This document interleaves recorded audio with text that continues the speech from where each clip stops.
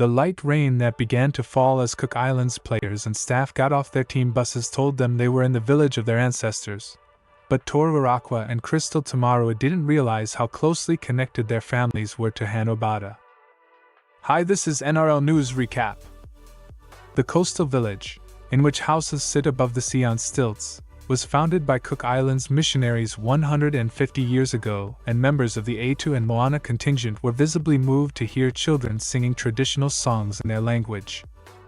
Hanobata, which has an estimated population of 15,000, is near downtown Port Moresby, but the hundreds of children who ran to greet the men's and women's teams excitedly chanted, "Cook Islands, Cook Islands!"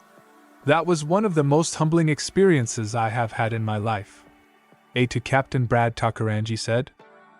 To see a village embrace our culture, people singing our songs and dancing was an experience I know we will be talking about for years to come. The players were still buzzing on Friday at a school's rugby league gala day as they took time off from training for Sunday's doubleheader at Santos National Football Stadium against the PNG Orchids and Fiji Body.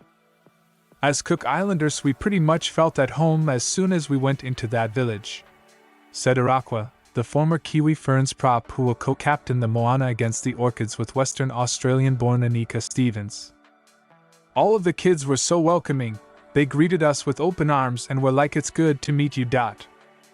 For Irakwa and Tamarua, it was likely they met distant relatives as the pair discovered that they are direct descendants of missionaries, led by Ruatoka, who traveled from the Cook Islands to Papua New Guinea in 1872. "I was real surprised. I didn't know that my family had come here and settled here," Irakwa said. "I was pretty much told that my great-grandparents were the ones that had come here. I didn't even know that." Tamarua was emotional when she learned about her family connection. "They mentioned my last name and I was like, oh," and they explained it more, she said. "It's an honor to be in the same place that they came to 150 years ago.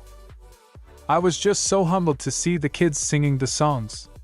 They know more Cook Islander than I do. You compare what they have, and they can find so much joy and happiness from nothing." As the players climbed the stairs to Ruatoka Memorial Hall on Meterai Hill, the frenzied children ran after them like a scene from the Pied Piper.